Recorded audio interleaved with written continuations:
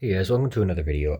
Today I will not be playing Minecraft as usual. I'll be showing you a different game and some of the things you can do within that game. I am going to be showing you D&D. The reason I'm showing you a whole bunch of dice right now is because this is the basis behind D&D. Okay, if you did not already know, Dungeons and Dragons stands, oh, sorry, yeah. D&D stands for Dungeons and Dragons. I'm sorry, I'm a little dyslexic and I do not have a script to read off of. So if anything comes across as miscommunicated, please tell me in the comments and I will elaborate that in the comments for you. Okay, so D&D is a game of dice rolls and imagination. Essentially, that is the entire game. There is a DM, also known as the Dungeon Master. He is a game master or the person that instructs your game. He's the person that creates the rules within the world you have made and tells the story while the players interact with the story. Right here is a basic D&D, I do believe 5e character sheet. 5e stands for 5th edition. This right here up in the top right corner. Hold on, I'm going to zoom in so I don't have that shadow in the way. Right there where it says character name, you put the name that you chose for your character. Class and level. There's classes that you can have with your character, and there is a level-based system if you choose to use that. Background, I never am sure what to put there, so I'm not the person to ask for that. Player name is your name or gamer tag. Faction is if your character is part of a gang, religious order, knighthood, etc. Things that you would normally consider under a group or a faction, you would put there as the name of the faction, probably the type. I'm not entirely sure. Right here is the race. There are multiple different races you can have for your character, such as Dragonborn. If you've ever played Skyrim or Elder Scrolls, all of the races in their character creation menu are directly derived from Dungeons and Dragons. It is a Dungeons and Dragons game. There are multiple games like that too. Alignment, which is like there's different kinds of alignments. They go by like chaotic evil is your really bad guy, chaotic neutral, chaotic good. Chaotic good would be like a vigilante. Most people choose to be chaotic neutral because, well, you don't have any debuffs in any scenario. So there are the really good ones. They basically go in tiers of 3. Chaotic evil, which is the worst. Neutral, I guess. I don't know what they are. I always do chaotic evil. I never really looked through them all. I like playing bad characters, not good characters. There is a character description. So you have your height and weight right here, as you would put, not for yourself, but for the character you chose to make. And oh shoot, this is a one-sided sheet. Give me a second. I'm gonna have to show you one of my created characters. I did not know this was a one-sided sheet. Give me a moment. That is my world. Oh. Okay. Is that a two-sided? This is a two-sided. Okay. So this one's gonna look a little different, but it's essentially the same. They're both made for the same things. They're just arranged differently. This one has already been filled out by me for the most part. Don't pay attention to most of this because this is an actual character I used for a campaign a very long time ago.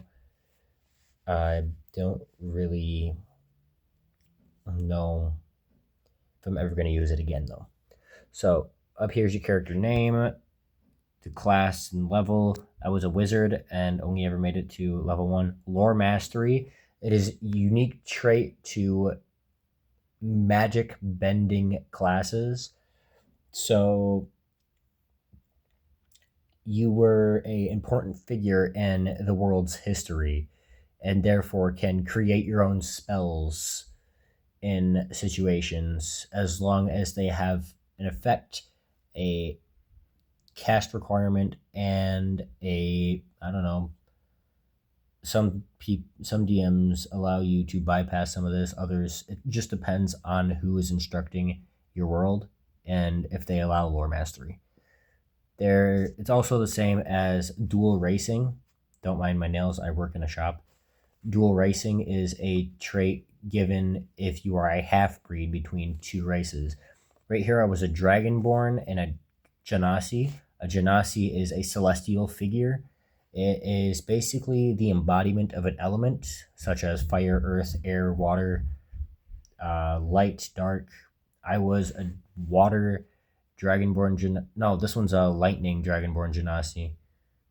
I made a whole family with the Lorgar surname for me and my friends to play. Again, your alignment is chaotic neutral. My player name, I used my gamer tag, which is the boss. That is a very old one and is no longer my gamer tag. And then your experience points. I recommend using pencil, not any sort of pen. Okay. And then I do believe all the character traits back here. Yep. You got your character name again, because most of the time these are one-sided sheets, not dual-sided. But let me zoom out real quick. Not dual-sided as this one is. Why do I have that? They're usually one-sided, and people staple them up together in the corner, writing the name normally always.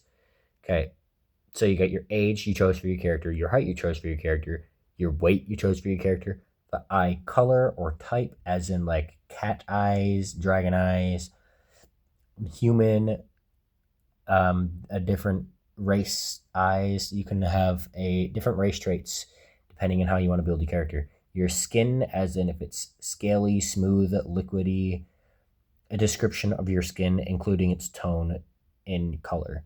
Your hair, what your hair is made of. Like some people have earth genasis and they would do like a stony green or a stony brown, stony being what it's made of and brown being the color it actually is.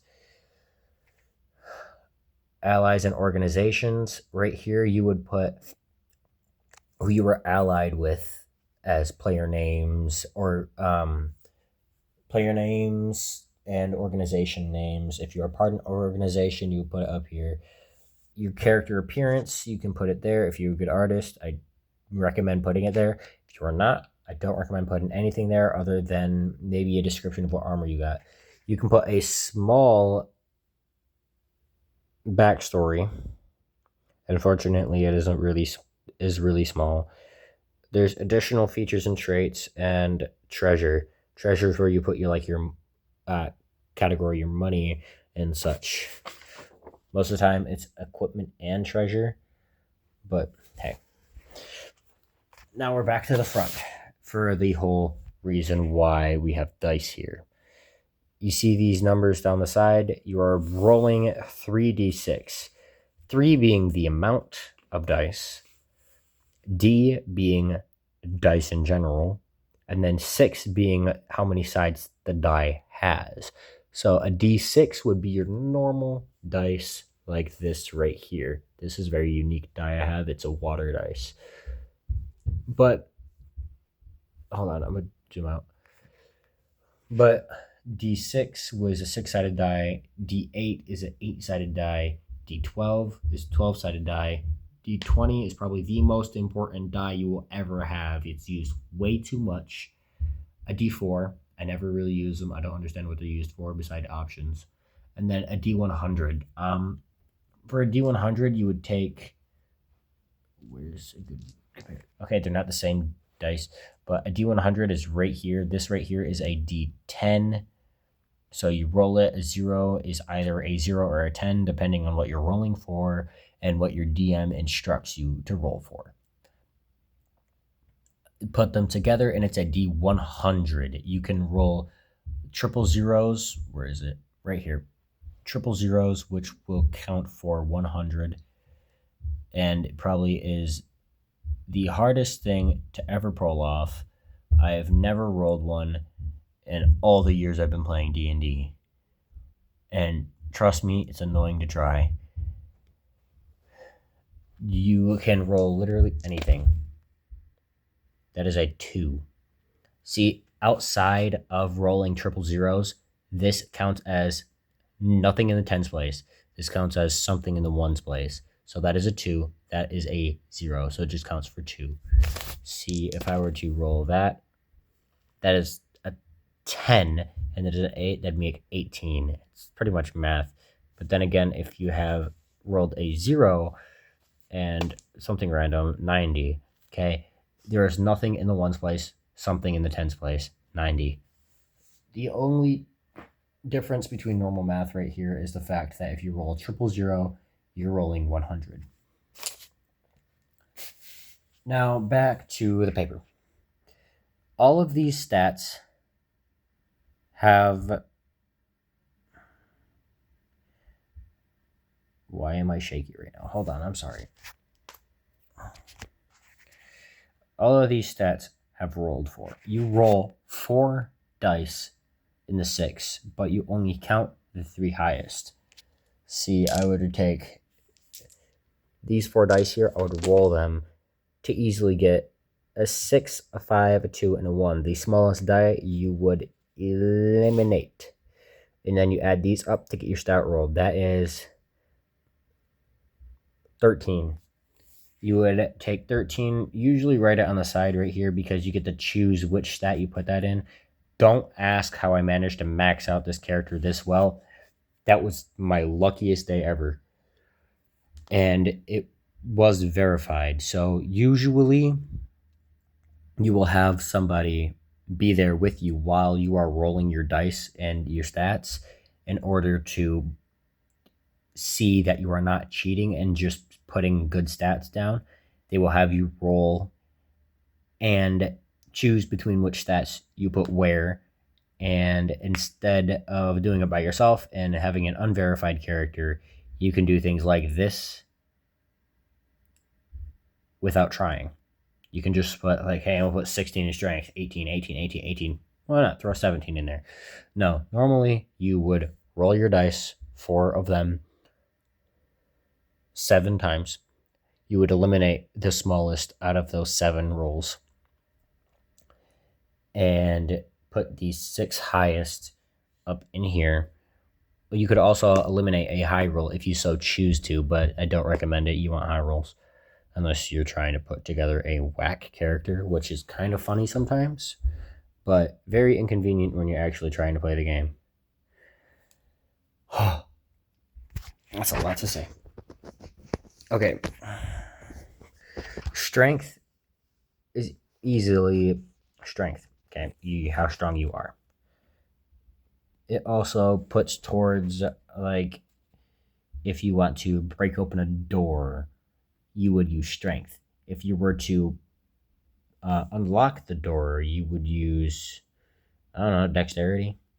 Like try and pick the lock. That'd be under sleight of hand in dexterity.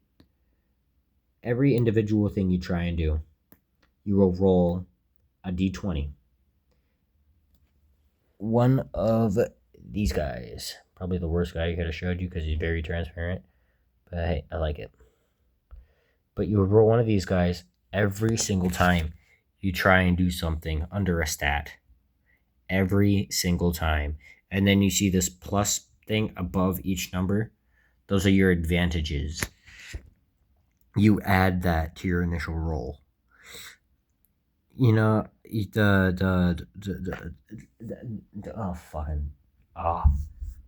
the initial number here can be added to eventually if you were to level up or ask your DM if you have advanced at all. Rolling an 18 is the highest you can do for a base character. You can get up to whatever, I think 21 is the highest I've ever actually gotten a stat. And that'd be normally a +5, but if you have a race that has a boost in that trait or a class that has a boost in that trait, you would add the boost up into the advantages. See how I have 16 with a +4 and an 18 with a +5. Those were my strength advantage up for Dragonborn and wisdom advantage for me being a Genasi. Yeah, dual racing is very convenient. Yes, I recommend as long as your DM or as long as your DM okays it. Now, there's an optional thing in your games. It completely depends on your DM. You will get MP and HP. Normally, it's just HP, but you can add MP, which I think is just your HP plus your wisdom advantage. Like, see, my HP is 12, and then my wisdom advantage is +5, so my MP is 17. You can also boost this by continuously using mana points. That's what MP is. HP is health points or hit points, however you want to do it. Current is your max at the moment. Your temporary is the one you are using actively. So let's say my MP is 17 total, but I am fresh after a fight, so I only have like 3 MP left. You would put that down in temporary and keep the 17 in current. And then once you do a short rest or long rest, depending on what you need for your character, your MP and HP will go back to its current. Hold on. Something stuck in my phone. What the heck was that? Now, there are over here personality traits, ideals, bonds, and flaws. These are very important to the creation of the personality of your character. Your ideals will put like, I want to protect my family over anything else. That is an ideal. A personality trait is passive aggressive, bipolar, anything like that. A bond is like you have you're in a marriage, best friend, anything like that. Flaws are things like very bad at calculating, or a flaw can also be an ideal. They can be unanimous because you will protect your family over your friends anytime. That can be an ideal and a flaw in case, your family is attacking your friend or something. You automatically have to go with your ideal. So you have to help your family member over your friend, regardless of the situation, because that is your ideal. Therefore, in that scenario, it could be a flaw. So you have to write it down in flaws. Now, attacks and spell casting. This will be all of your attacks related to anything. So say you have a sword, like sword slash, you'd have to put that down there. Have an attack bonus, which would be in what type of stat the attack would be under, and damage type, it being physical, slashing, cutting, rending, burning, acid, etc. Yeah, there's a lot of different damage types because a lot of people are resistant and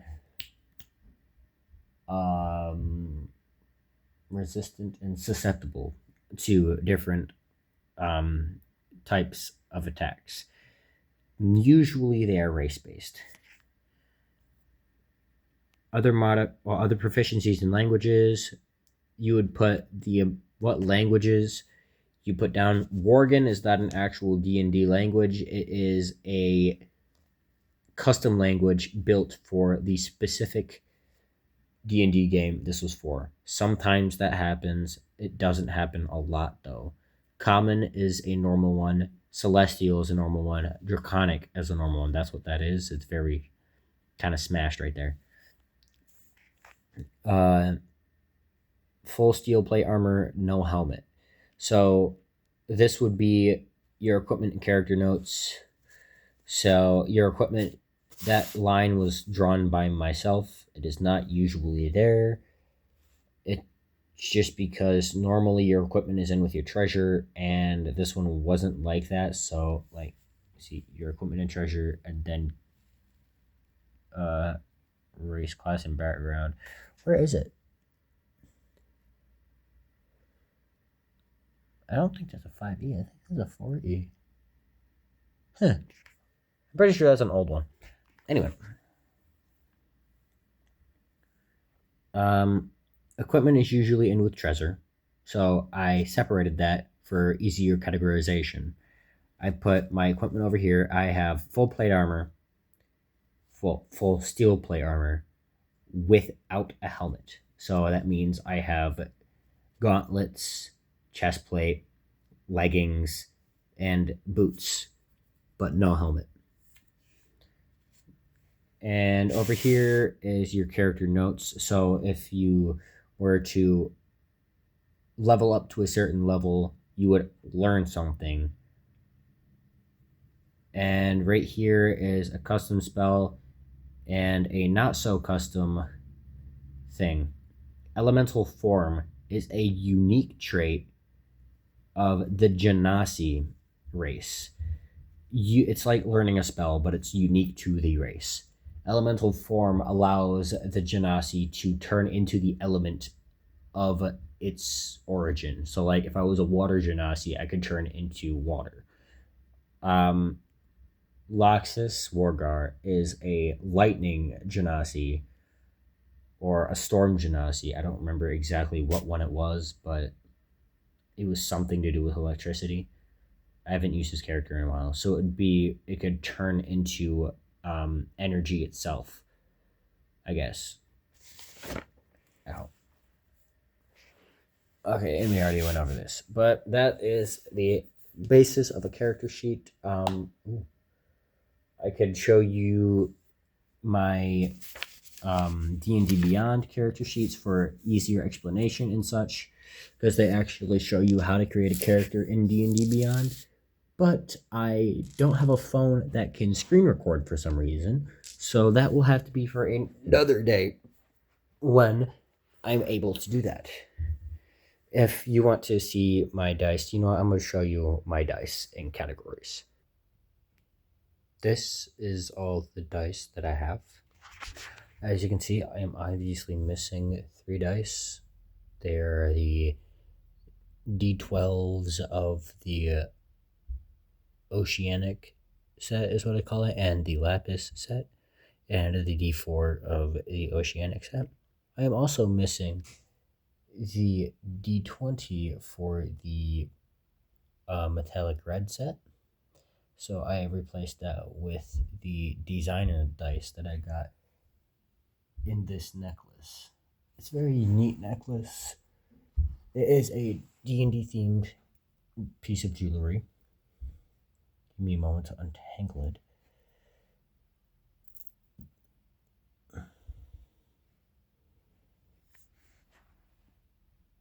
I think I just see that better on black. Give me a moment.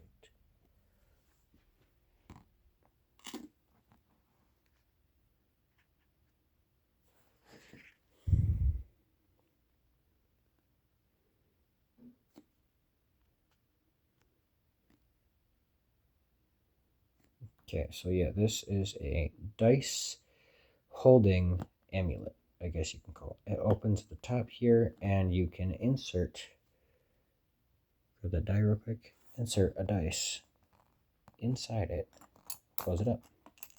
This is how my girlfriend bought it for me for my birthday. Very nice, very beautiful. Fits on my neck very nicely and comfortably. I have a very large opening in the back, so you can't put any other die in here than a D20 and a D12, I do believe, because they're the only ones large enough to not fit through that hole. And put this back. Doing this with 2 hands is a million times easier. Set the G. Oh my goodness, where is it? Okay, other side. Right here, this one is designer and has an D&D and symbol instead of a 20. That is the stand for, well, the, what do you call it, the representative of the 20. Unfortunately, I do not have any editing software that I can edit this video with, so you will have points where I just like my brain buffers along with my words, and I apologize for that. Here are all my dice. Very nice and set up nicely so you can see them all. And I am very shaky, so I'm into like, well, I'm sorry if you have vertigo and the shaking is making you nauseous. I just got out of a 12-hour workday, and it is relatively agitating that my hands won't stop shaking. But I will show you and tell you each individual one of their names. The one on the far left is the Oceanic Blue set. It is a very bright, vibrant blue, as you can see on the D8 right here. Very nice marbled metallic color. The next one over is the metallic bubblegum set because, well, it looks like chewed up bubblegum got casted into a mold. Right here is the Oil Slick set because of its brown, like brownish bronze and blue texture. It kind of looks like the oil slick on the road that you would see like if somebody's oil was leaking. Then we got the Lapis set. It is the color of lapis. Then we got, I don't even remember what I called this set. I think I called it the Oolong set because this die is very, very peculiar. It's different from the other D4s. It's basically a D6 with two rounded sides, so it doesn't land on those. Then we got the metallic orange set, the Piccolo set. I got this one while I was watching Dragon Ball with my dad. And then we got the fancy red set. I just literally call it the fancy red set. We got my liquid dice set. It's called liquid dice, and that's the actual name for this kind of dice because the interior part of the die itself is liquid and holds some sort of design glitter object. Sometimes they even hold smaller dice. And I think it's very neat that people do that and make these. Give me a second. I'm trying not to ruin any of the other dice organization. I do have OCD, by the way. That's why they're arranged like this. And then we got my metallic red set along with my designer die. And then we got my charcoal set because, well, it looks like charcoal. It's unfortunate that my two blue sets are missing dice. They're the only dice I ever lost, though, so it's convenient. I used to have a liquid rainbow dragon eye set. You can find that one on Amazon. Pretty expensive dice set. It's like $80. But they were beautiful and sharp. I cut myself on one of them. They were similar to these liquid dice, but instead of having glitter on the inside, they had an eyeball on the inside and just looked awesome. The eyeball would move and it was actually weighted on one point, so the eye was always looking up at the direction of your roll. So like if I rolled a 20, the eyeball would be facing upward toward that 20. If I rolled a 1, it would do the same, facing up toward the 1. It's very unique about liquid dice. But anyway, I'm gonna have to end this video here. Unfortunately, it's a little bit before exactly half an hour. But hey, you know what? I'll show you my dice tower. Dice towers are usually a 2-piece set, including the dice roller and the dice catcher. You take, for example, I'm gonna take this die. You drop it up here. I have the 5 upward. I'm gonna drop it. Oh, hey. Okay, yeah. You get the idea. It rolls the dice for you.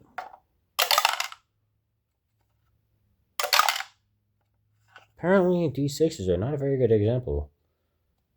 I'm going to show you with the D20 because of its large amount of sides.